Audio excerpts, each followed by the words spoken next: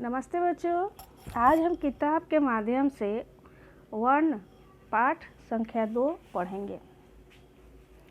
इसमें सबसे पहले हम पढ़ेंगे वर्ण, फिर वर्णों के प्रकार, फिर वर्णमाला और फिर अन्य वर्ण। जैसे पिछले वीडियो में हमने वर्ण और वर्णों के प्रकार को समझा था, लेकिन फिर भी हम आज किताब के माध्यम से इसे पढ़ेंगे दोबारा। यहाँ पहला चित्र में दिया है घड़ी। घड़ी का आवाज़ कैसा होता है? टिक टिक। फिर दूसरा चित्र है टेलीफोन। टेलीफोन का आवाज़ ट्रिन ट्रिन। और झुनझुने का आवाज़ झुन झुन। ये सब क्या है? ध्वनियाँ हैं।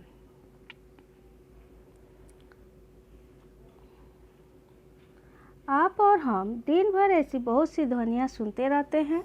जब भी हम या कोई और बोलता है तो मुख से छोटी छोटी ध्वनियाँ समूह के रूप में निकलती हैं। ये ध्वनियाँ वर्ण कहलाती हैं। जब इन्हें लिखा जाता है तो ये अक्षर कहलाते हैं। यानी जो हम बोलते हैं वह वर्ण होता है और उसी को जब हम लिखते हैं तो वो अक्षर का हो जाता है। वर्ण या अक्षर भाषा की सबसे छोटी इकाई होती है। इनके और टुकड़े नहीं किए जा सकते, इससे ही भाषा बनती है। यानी वर्ण का टुकड़ा नहीं किया जा सकता है। अब यहाँ देखेंगे उदाहरण। खिलौना, ख हलंत जोड़ ई जोड़ ल हलंत जोड़ औ जोड़ न हलंत जोड़ आ। यानी ख हर्षिकार खी, ल में औ की मात्रा, ल न में आ की मात्रा ना। खिलौना। अब देखते हैं, आपने देखा कि खिलौना छह छोटी छोटी ध्वनियों से मिलकर बना है।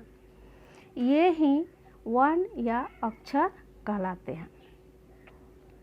अब जानेंगे वर्ण या अक्षर का परिभाषा। जिन ध्वनि के आगे टुकड़े न किए जा सके उसे वर्ण या अक्षर कहते हैं। अब जानेंगे वर्णों के प्रकार। वर्णों के 2 प्रकार होते हैं, स्वर और व्यंजन। तो सबसे पहले हम स्वर के बारे में जानेंगे।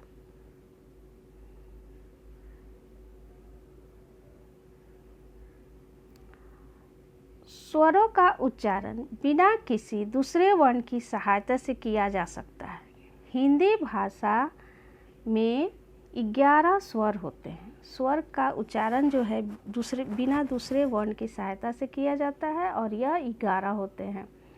कौन कौन होते हैं? अ, आ, ई, उ, री, ए, ओ, औ।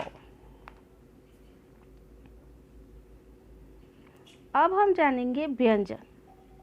व्यंजनों के उच्चारण के लिए स्वरों की सहायता लेनी पड़ती है। हिंदी में 33 व्यंजन होते हैं। यानी व्यंजन को बोलने के लिए उसमें स्वर का होना जरूरी है, नहीं होगा तब व्यंजन पूरी नहीं होगा। जैसे क हलंत, तो क हलंत का मतलब हो गया आधा। इसमें अ जब जोड़ देंगे तो ये पूरा क लिखाएगा।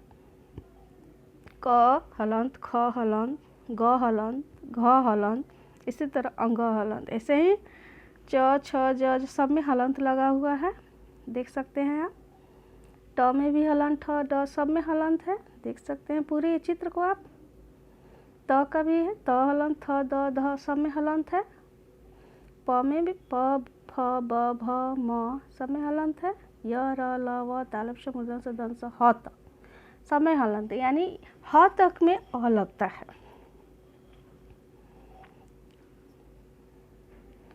अब हम जानेंगे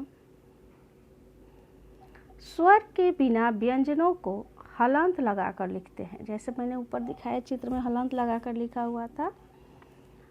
क, ख, ग, घ आदि सभी व्यंजनों में अ स्वर लगा होता है। जैसे क हलंत जोड़ अ बराबर क, ख हलंत जोड़ अ बराबर ख, ग हलंत जोड़ अ बराबर ग। वर्णमाला। अब हम जानेंगे वर्णमाला किसे कहते हैं। वर्णमाला जो है, जैसे हम फूलों की माला बनाते हैं, बहुत सारे फूल को एकत्रित कर उसको धागों में पिरो देते हैं और उसे पिरोने के बाद बांध देते हैं, फिर वो एक माला तैयार हो जाता है। ठीक उसी प्रकार वर्णों को क्रमबद्ध लिखते हैं, उसे वर्णमाला कहते हैं। यहाँ देखते हैं, जिस प्रकार फूलों को रंगों आदि के क्रम से धागे में गूंथने से माला बनती है, उसी प्रकार वर्णों को क्रम से रखने पर वर्णमाला बनती है। सभी भाषाओं की अपनी अपनी वर्णमालाएं होती हैं। हिंदी के वर्णमाला में 44 मूल वर्ण होते हैं। इसमें कुछ अन्य वर्णों को भी स्थान मिला है। अंग्रेजी की वर्णमाला में 26 वर्ण होते हैं, ए से लेकर जेड तक। अन्य वर्ण आप जानते हैं।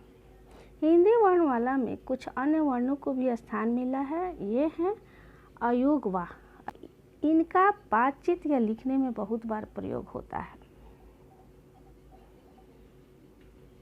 यहाँ हम देखेंगे, हमारे झंडे को तिरंगा भी कहते हैं। तिरंगा में क्या है? र पर बिंदु है। ऊँट को रेगिस्तान का जहाज भी कहते हैं। इसमें ऊ पर चंद्र बिंदु है। प्रातः काल मौसम सुहावना होता है में प्रातः के बाद विसर्ग है। यही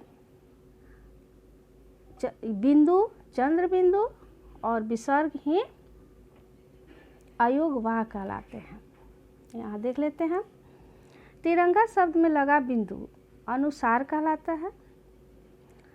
तिरंगा शब्द में जो बिंदु लगा है वो अनुस्वार कहलाता है। ऊंट शब्द में लगा चंद्र बिंदु अनुनासिक कहलाता है। प्रातः काल में लगे दो बिंदु विसर्ग कहलाते हैं। अनुस्वार, अनुनासिक और विसर्ग अयोगवाह कहलाते हैं। ये ना तो स्वर हैं और ना ही व्यंजन। अब जानते हैं संयुक्त व्यंजन। दो व्यंजनों से बने ऐसे शब्द जिनकी मूल पहचान बिल्कुल समाप्त हो जाए संयुक्त व्यंजन कहलाते हैं।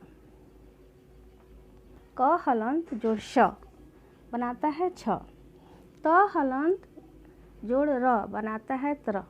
ज हलंत जोड़ य बनाता है ज्ञ। तो क्षत्रिय यानी क हलंत जोड़ श छ हो गया। तो इसे ये मिश्रित व्यंजन हो गया। इसमें दो व्यंजन मिले हुए हैं। अब है विकसित व्यंजन। कुछ शब्दों के शुद्ध उच्चारण के लिए हिंदी भाषा में ड और ढ को विकसित किया गया है। ये विकसित व्यंजन कहलाते हैं। अब देखिए यहाँ दिया है, जिस ध्वनि के और टुकड़े न किए जा सके उसे वर्ण या अक्षर कहते हैं। वर्ण या अक्षर भाषा की सबसे छोटी इकाई है। इससे ही भाषा बनती है। वर्ण दो प्रकार के होते हैं, स्वर और व्यंजन।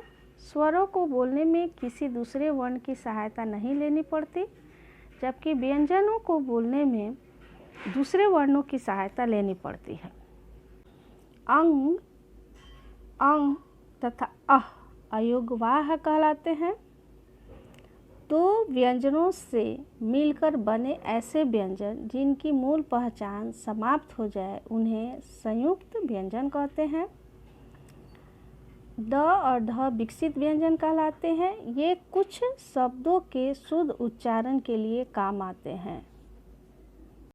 बच्चों से निवेदन है कि घर में रहें, स्वस्थ रहें, सुरक्षित रहें।